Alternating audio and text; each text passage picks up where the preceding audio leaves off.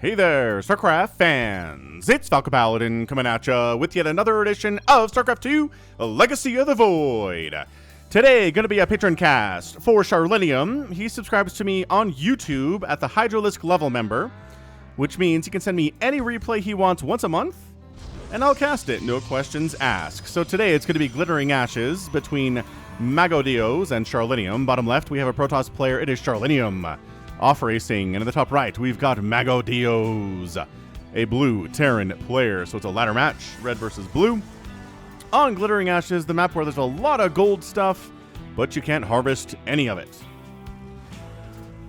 I wonder what it'd be like if you could send SCVs to harvest these. I feel like there's a lot of mineral capacity in these giant gold crystals. Anywho, SCV scouting is MAGODEOZ.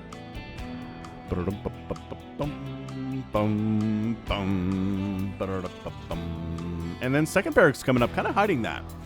MAGODEOZ is. If maybe he's hoping if a probe shows up and scouts, it's going to kind of go in here and then go out again and not see this. This is going to be some aggressive stuff, and it is a 1-gate expand from charlenium, which is a little bit risky against a Terran opponent, especially if you're not scouting at all. Like, he has no idea what's coming in. He doesn't know this is 2 racks opening. He doesn't know if this is a command center first opening. He just has no idea what we're looking at here. So, Cybercore on the way. Got first gas up. Second gas, like, needs to be happening now if this is what we're doing. Like, second gas and second pylon. There is a particular build order you need to be rolling with if you're doing a 1-gate expand charlenium. And I know you're off racing here. And, oh my gosh, a forward bunker. That's not visible. All right, guys. You Marines need to start hauling down here. Is that the first Marine? I don't know. So he's accidentally going to scout this by coming down to throw down a pylon, which he didn't need to put the pylon here. He just did.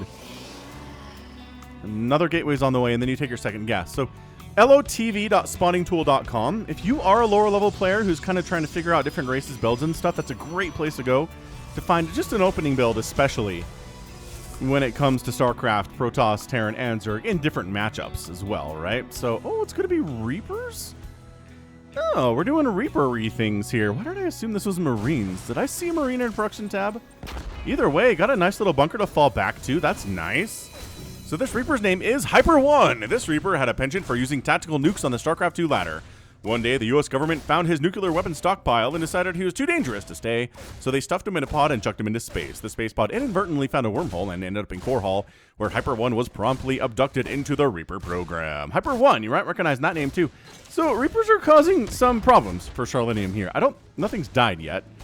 So I mean, are they really problems if nothing has actually died yet? Oh, this is really decent micro out of MAGODEOZ. I say that and then he loses a Reaper. Why did I have to open my mouth? I'm like, man, that's incredible micro from the Terran player. And then he loses a Reaper for no reason. He's so much faster than that Adept is. Love that positioning too with a Stalker. Oh, so sure. You're going to be able to get some damage off. Maybe like half the shields on this Nexus will go down. Who goes Mass Reaper in a TVP? What kind of crazy person is MAGODEOZ? Now, charlenium's doing the darn near right thing. He's making Stalkers and Adepts. These are the things that can actually kill Reapers. Zealots, kind of bad at it because they're slow and whatnot. Alright, so that... Goodbye, Hyper-1. Goodbye, friends of Hyper-1. And that was, I want to say, a pretty ineffectual opening. 3 Reapers and a bunker died. Nothing Protoss has died. Hold on. Hold on. Get a probe. Get, for the love of all that is Terran, get a... Not getting a probe. All right, well. All right. That was something. It was a stone. MAGODEOZ. 5 Reapers have died at 600 to 0 resources lost. 650 to 0 resources lost. A perfect opening here from charlenium. Now, here's the thing, charlenium. You walk across the map with these Stalkers, I think you just win. All that he's got to defend you are 2 Reapers and a Marauder. You can beat that. Oh, is he going to do it? Oh, he's doing it. Now, here's the problem. You do have to deal with the defender's advantage from MAGODEOZ. By the time you get over there, he's probably going to have 2 Marauders, which is way better than 1. And in fact, he's making 2 at a time, so that's going to be 3. 3 Marauders? Okay, this is probably too much.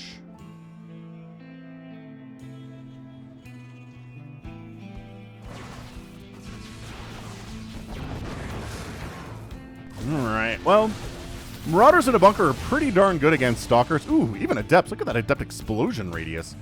That was huge, and charlenium's like, fine. Oh yeah, making Marauders to deal with the follow-up of Stalkers here is kind of a genius move from MAGODEOZ. The opening was fairly weird and did not work, but following up Marauders, recognizing what the Protoss player has, was really smart. I like the third base warping in from charlenium too. He does main Zerg, so I think this is him being like, as a Zerg player, I'd have a third base by now, so let's do that. Which is totally fine. I mean, the Terran doesn't have a second base. He's landing it now, but I mean, it's 5-6 minutes into this game. It's super duper late because of the early aggression with Los Reapers. Anyway, going for oh, I love charge for Zealots. They're really good against Marines and Marauders. Charge lots are super good against Bio. Oh, it's the Brood War skin Zealots. Hey, skinny guys. Look how skinny they are when they're Brood War version. They look kind of small, too, don't they? Like they're shorter than regular Zealots. Oh, yeah, look at this. They're like 60% the size of a Stalker. Weird, man. Engineering bay, whatever, in a weird location, killing his own unbuildable bricks. Here is MAGODEOZ. I kind of want to say Sifo-Dyas with his name, which is the name of an old Sith Lord in Star Wars. That is a fairly obscure name. I think it is mentioned. No, not a Sith Lord. Sifo-Dyas was a Jedi. I think. Was he dabbling in the dark arts? I don't remember. But Sifo-Dyas is a pretty big deal in like the Clone Wars, which I've been watching a bunch of. I watched a bunch of it a few years ago, and I'm watching the latest season now because there was a huge break before this last season came out. Anyway, it's pretty good Star Wars stuff. It's not, I don't know, it's not like the greatest thing ever, but it has some pretty amazing moments, which I think that Star Wars in general these days is overall, I can't think of a single Star Wars property that's just been amazing from start to finish, but they've all had pretty decent moments in them. Like the Boba Fett show on Disney Plus was, except for the 2 episodes where it became The Mandalorian Season 3 out of nowhere, and then those were pretty good.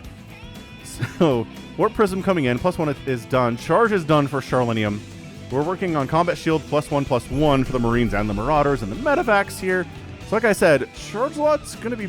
Are you moving out while he's moving in? Oh boy. Oh boy. This might get dicey all of a sudden. And like 2 ships passing in the night. We are a drop inside the Protoss base and an attack across the map with the Protoss. So, I don't know if this is officially a base race. Oh, we're coming home. We are coming home. We tried to warp in some Zealots to try to stop this from happening, which I like this play. Yeah, force a pickup. Hack down some of these Marauders. A couple of them are going to die. It's not bad, just horribly, horribly outnumbered, and Stim's really good too. Get the probes out of there. Evacuate the probes from the premises.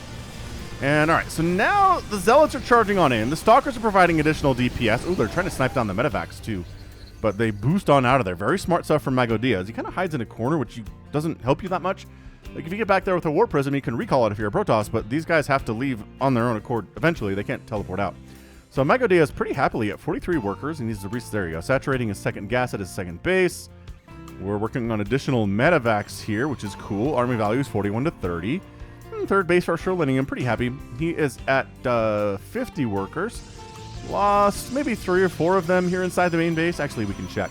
Wow, 12 probes have died? This maybe was oversaturated. So maybe did you a favor by killing some of those probes and freeing up some supply, but it's not like anybody's maxed out, so who am I kidding? Third base coming in from MAGODEOZ, a naked expand from him. And then back on into the main base because we didn't go anywhere, baby. We're back.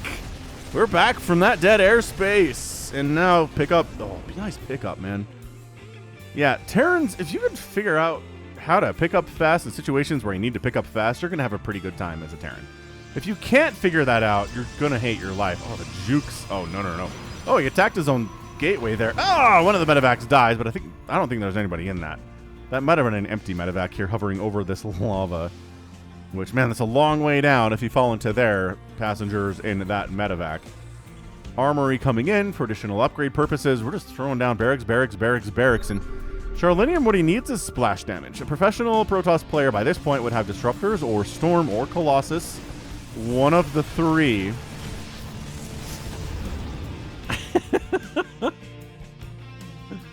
Oh, MAGODEOZ, you make me laugh. Woo! 4th base location down here, low ground from Charlenium. Not taking this as a 4th, so a little non-standard there. Ah! Full medevac dies. Rest in peace, full medevac.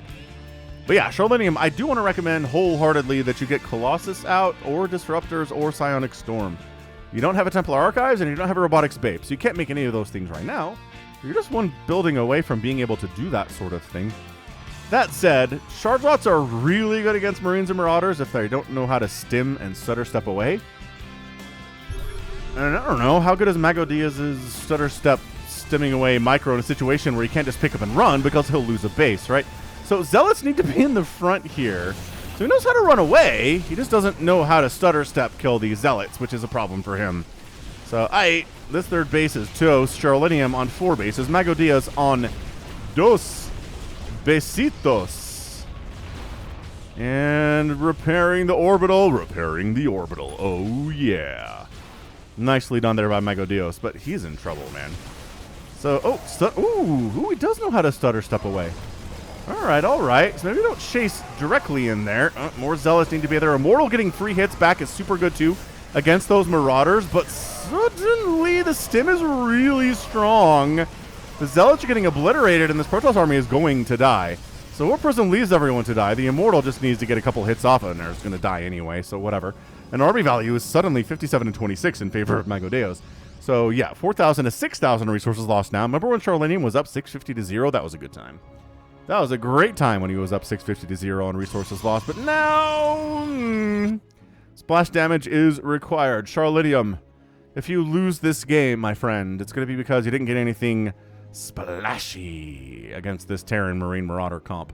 If they're going mech on you, then by all means, just make Immortals and like Zealots and Stalkers and stuff and you'll be fine. But against these squishy, very high damage output Marines and Marauders, you gotta have the Storm. Oh, we're working on a Templar Archives. That's very cool. Once again, kind of moving out when MAGODEOZ is coming in. Denying the upgrade. That was +2 attack, I'm pretty sure. So that's dead. And then just kind of in a position where Zealots are gonna die. And I mean, shoot, is this it? No, he picks up. He doesn't feel like he can win this battle. Oh, I think he had. Oh, once again, he's just kind of like hiding in a position where it's not really good. I think he just needed to come back. This is where you were, good sir. Aaron Burr, sir. See, I could make that rhyme too. And now, did he even know about this? He might have known about this, but he's backing out. So, 77 to 40 total army supply. A lot of the army for MAGODEOZ is back here. And maybe not retreating all the way from MAGODEOZ would be a good idea because, like, just bring these guys down, reinforce, got your 3rd base rolling. That's awesome. Storm's on the way from Charlenium. So there's this window wherein MAGODEOZ has a way to attack when there's no splash damage and pretty much just win the ball game. And that window is now. Did he just scan his own? I guess he was looking for OBS, maybe. Possible. It's possible anyway.